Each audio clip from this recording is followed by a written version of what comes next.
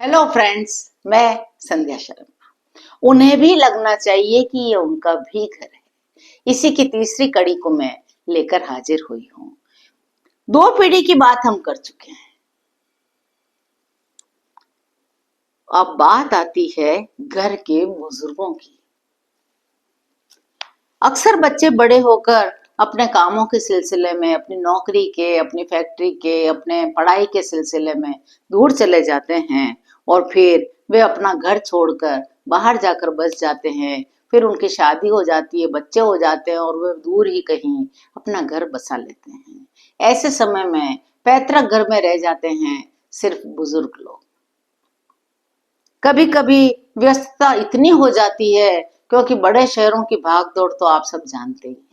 बच्चे घर नहीं आ पाते, त्योहारों में भी नहीं आ पाते। कभी कभी बुजुर्गों के स्वास्थ्य की समस्या हो जाए तब भी वे सब लोग एक साथ नहीं आ सकते। ऐसे समय में हम क्या करें?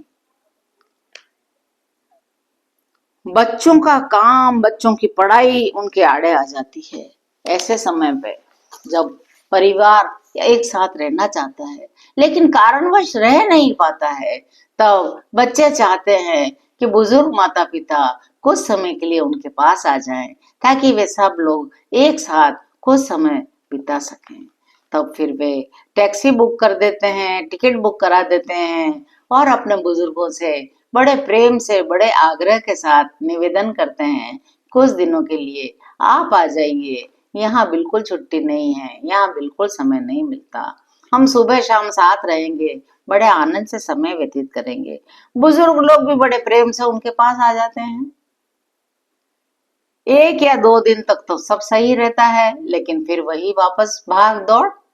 स्कूल खुल जाते हैं, कॉलेज खुल जाते हैं, ऑफिस खुल जाते हैं, महिलाएं भी ऑफिस चली जाती है। घर फिर काटने को दौड़ने लगता है। आपने कभी सोचा है बुजुर्ग लोग चुप क्यों हो जाते हैं? वो ज्यादा बोलते नहीं, पर उनकी आंखों में बहुत कुछ कहने के लिए होता है। क्योंकि उन्हें पता है सुबह इतनी व्यस्तता होती है, इतनी भागदौड़ होती है, वे कब अपनी बात कहें। शाम को जब सब आते हैं घर में, वे सब इतने थके हुए होते हैं कि बुजुर्ग लोग उनसे कुछ अपनी बात कहने का अवसर सही नहीं समझते। वे जानते हैं, क्योंकि जवानी उन्होंने भी बिताई है, काम उन्होंने भी किया है। वे जानते हैं बच्चे थके हुए आए हैं। वो सुबह जल्दी जाग जाते हैं, सबके लिए चाय भी बनाना चाहते हैं, सबके लिए नाश्ते की तैयारी भी कर देते हैं। लेकिन रसोई की खटपट की आवाज से बच्चों की नींद डिस्टर्ब हो जाती है। तो आप लोग ऐसे समय में थोड़ा धैर्य बनाए रखें। यदि उनकी खटपट से आपकी नींद खराब होती है तो वे तो कुछ ही दिन के मेहमान हैं। आप ये जान लीजिए, उन्हें रोका टोकी मत करिए। यदि आप उनसे रोका टोकी करेंगे तो उन्हें लगेगा उन्होंने यहाँ आकर बड़ी गलती कर दी। तो उनका इस मामले में बच्चों को बड़ा धैर्य पूर्वक रहना चाहिए। जो युवा पीढ़ी है उसे बड़ा धैर्य धारण करना चाहिए कि बुजुर्गों की आदत है, जल्दी उठ जाते हैं, जल्दी खटपट खटपट शुरू हो जाती है। घर में बाथरूम की आवाज, भजन की आवाज, दिया, मंदिर, घंटी, ये सब आवाज आपको डिस्टर्ब कर सकती है। लेकिन कुछ दिनों के लिए आप सह लीजिए, ताकि उन्हें भी लगे ये उनका ही घर है। और जब सब चले जाते हैं तो उनकी दिनचर्या ऐसी हो जाती है कि वे एक कोने में सिमट कर रह जाते हैं, क्योंकि अब दिन भर उनके पास बोलने के लिए कोई नहीं है। घर की महिला भी थक चुकी है, घर के बच्चे भी जा चुके हैं, खुद के बेटा, खुद की बेटी, वे भी अपने काम पर जा चुके हैं। घर अकेला हो जाता है, वे सूना लगता है। वे अखबार लेकर बैठ जाते हैं, उसी एक ही अखबार को बार बार पढ़ते हैं। लेकिन जब शाम होते का समय आता है, बुजुर्गों की आंखें चमक उठती है। अब घर में सब लोग आएंगे, सब हमारे पास बैठेंगे, बात करेंगे। लेकिन ऐसा हो नहीं पाता। ये जमाने का दस्तूर ही ऐसा है। बच्चों को बिल्कुल फुर्सत नहीं है। वे स्कूल कॉलेज से आएंगे तो उनके पास एक्स्ट्रा एक्टिविटी होती है, वे वहां व्यस्त हो जाते हैं। ऑफिस से, फैक्ट्री से जब बेटे बहू लौटते हैं तो वे भी इतने व्यस्त होते हैं, इतने थके हुए होते हैं कि बुजुर्गों के पास बैठने का उनके पास समय नहीं होता। लेकिन मैं यहाँ आग्रह करती हूँ कि 2 मिनट ही सही उनसे पूछ लीजिए आपका दिन कैसा रहा। आपको किसी चीज की जरूरत तो नहीं है, आज आपको कुछ मनपसंद कुछ खाना तो नहीं है, या आपको कहीं बाहर घूमने चलना है, इतना भर कह देने से बुजुर्गों के मुंह पर एक बड़ी प्यारी सी मुस्कान आ जाया करती है, क्योंकि अब उन्हें लगने लगता है वे सब मेरे हैं, मेरे अपने ही हैं, लेकिन ये वही घर है जो कभी उनके बिना नहीं चलता था, आज उनके बिना भी चल रहा है। तो ये तो प्रकृति का नियम है। हर पीढ़ी पैदा होती है, जवान होती है, बूढ़ी होती है, फिर नई पीढ़ी आती है।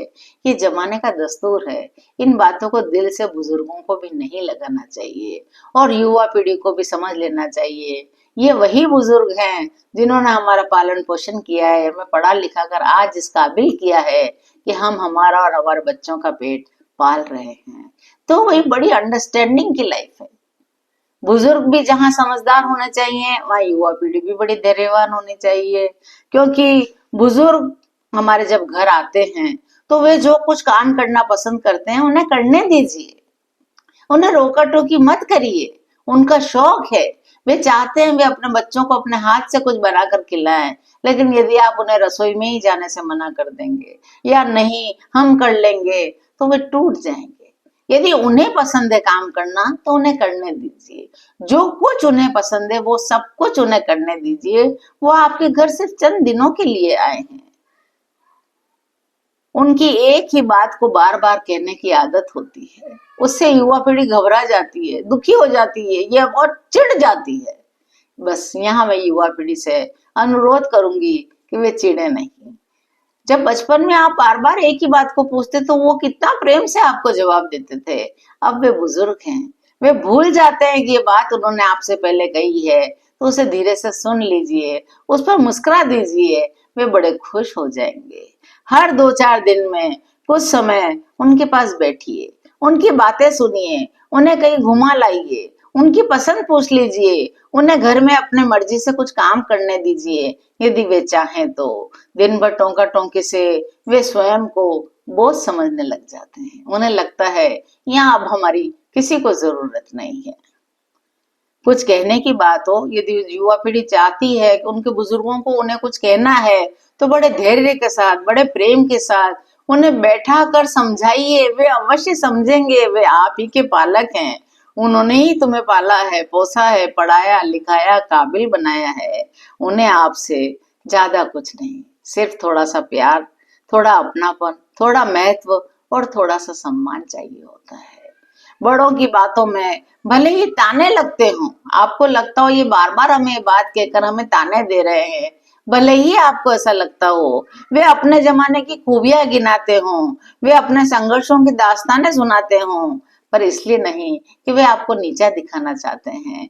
उनके मन में हमेशा हमेशा आपके लिए दुआएं होती है और दुआएं होती है और दुआएं ही होती है। थोड़ा वक्त, थोड़ी इज्जत, थोड़ा दिल में उनके लिए जगह रखिए। बुजुर्गों को भी लगना चाहिए जो उनका घर है वह उनका भी घर है। बुजुर्गों की मुस्कान जिस घर में गूंजती है वो घर सिर्फ घर नहीं रह जाता, वो अब एक आशीर्वाद बन जाता है। तो मेरे को यकीन है, मुझे यकीन है कि युवा पीढ़ी और बुजुर्ग पीढ़ी दोनों ही मेरी इस बात को समझेंगे। और यदि आप मेरी इस बात से सहमत हैं तो चैनल को लाइक करिए, शेयर करिए, सब्सक्राइब करिए और कमेंट करिए। जय श्री कृष्णा।